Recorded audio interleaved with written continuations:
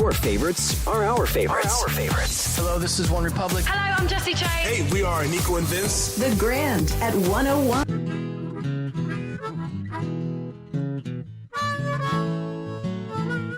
The Grand at 101. You listen to Swap Talk. It is a live show every single Tuesday night, and we were having a little difficulty getting getting Michael from Mandroid Echo Star. He must be, he's probably trying to figure out how he's getting his tickets to go get his Juno. Because McKim's going to try and get in touch with you because we do want to talk to you about your Juno. But meanwhile, Chris Earley's here. How you doing? Good. I don't have a Juno, but...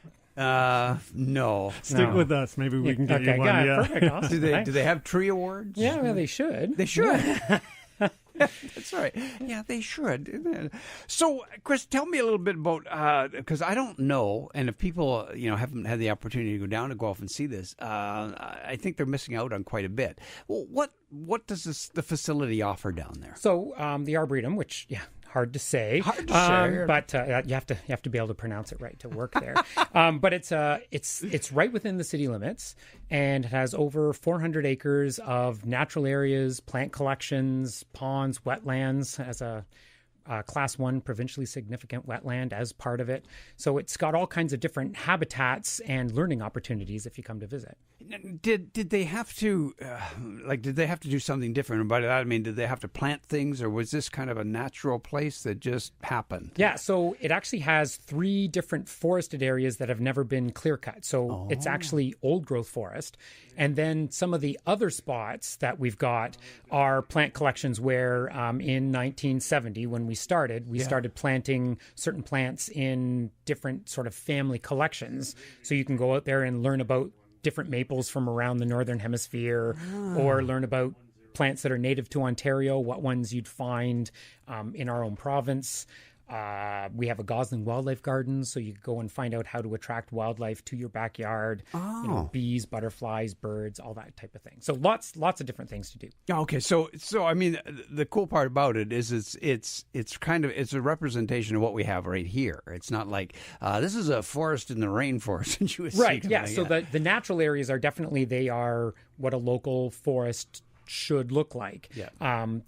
Like I said, they've never been clear cut. They may have had some selective logging, but they have all the plant community and animal community that they would have had since the last glacier wiped them out. Okay. Now, is it seasonal? And by that I mean, is it you don't really do much in the wintertime, but there's a lot going on in the spring and the summer? Yeah, we actually have more. We have lots of different workshops, and we offer those throughout the winter and the spring and the summer and the fall. So we have them happening all year round. Okay. And people visiting, they can sort of get a sense of what the site's like in different seasons. So in the wintertime, people come in snowshoe or cross-country ski or go to the bird feeders and see what birds. We get lots of photographers in the wintertime coming to take pictures of the snow or the birds at the bird feeders. Then in the spring, lots of people, one of our woods called Victoria Woods, it is a complete carpet of white trilliums in early May.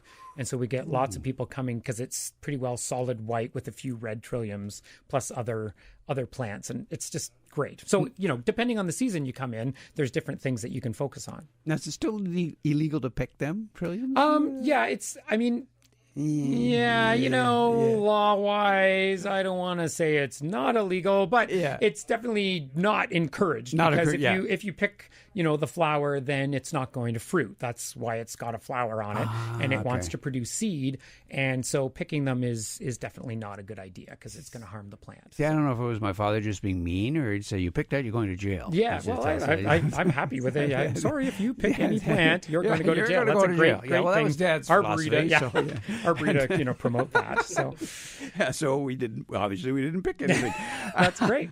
Now, you yourself, a children's book. What was that about? You wrote a children's book? Yeah, so I've written, 5 different kids' books, and they're all trying to promote nature. So one's on weird frogs, and then I've done one on how to catch and identify dragonflies. My daughter and I wrote one on caterpillars. So it's just fun because it's what I do anyway, but in book form so that it can get spread out so that more kids can get outside and, put down their devices and just go and explore a natural area.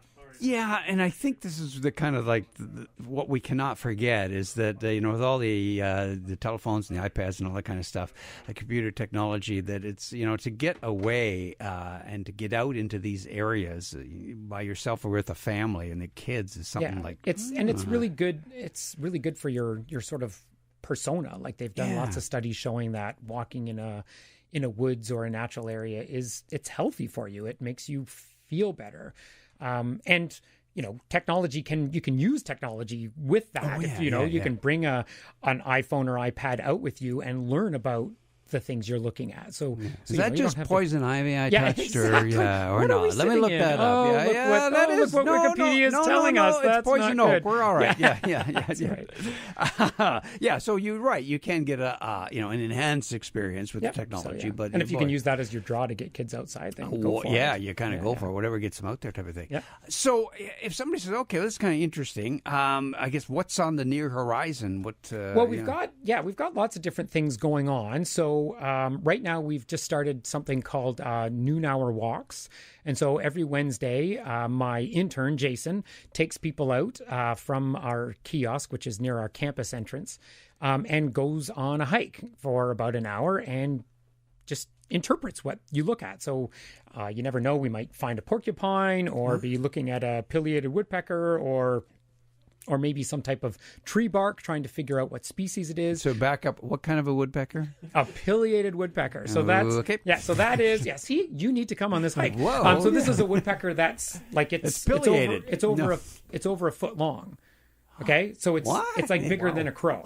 So see, now everyone's like, a woodpecker, but now both of these you guys are looking at me going, what? Yeah, are you serious? And Woody Woodpecker, okay, he was a pileated woodpecker. So his laugh was designed from the call of this woodpecker. So get out of here! Yeah, wow. And are they common here? Like they're not. They range. They have a big range, so you don't get to see them all the time. But you see them, Bellwood Lake or anywhere in this area. That's a large bird. It's huge, and when they fly, they look like a pterodactyl because they've got this crest on them, and they just have this big laborious flight, so they sort of look prehistoric. And they're always carrying like a 2x6 or something too, just a snack. That's right. Like a toothpick. Just pecking on this thing, for a minute.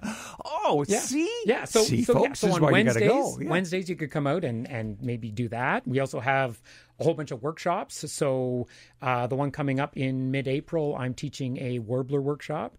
So teaching people how to identify these small insectivorous birds called warblers, which every birder sort of looks forward to in the spring when the warblers come back, and they're really colorful and just fun to learn about. So we have that. We have a stone wall workshop in May, so you can come out and learn how to build a stone wall by actually building a stone wall in the Arboretum. Oh, that's cool. Yeah. So that's a new one that we're offering. Really so neat, it's pretty neat. We've got, photography workshops, plant ID workshops, gardening workshops, all kinds of stuff. Is there one question when you're out with these nature trails and you're bringing a group of people in? Is there always kind of the same one question everybody asks? Just everyone's always sort of there.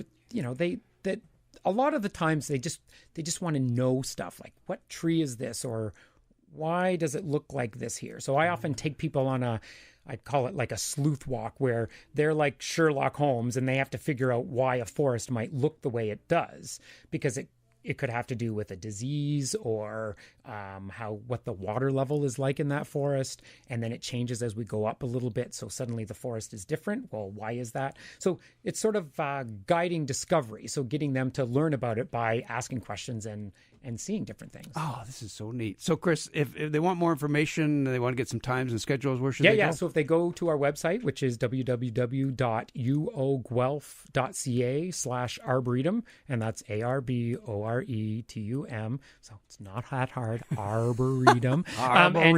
They can go on to our education and events tab, and everything's listed there. And we also have an Arboretum Explorer button, where when you're at the Arboretum, you can go onto that button and type in any woody plant, and you'll get a map on where it is. So if you want to see a what's a red maple look like, you can type that in and you'll see where all the red maples are and you can go and find them. This is so cool. Yeah. Oh, well, see, Chris, I want to thank you for coming in because it's, again, one of these little gems that we all kind of forget about. Yeah. And here it is. And it's free. And it's free. It's free. And it's just down the corner. Yeah. And they get people like you and very experienced to tell what's going on. Thank you very much, sir. Well, thanks for having me. So we want you to do that, folks, and that's just down in Guelph. Check out the website, and when you see Chris, ask him, where is Woody Woodpecker?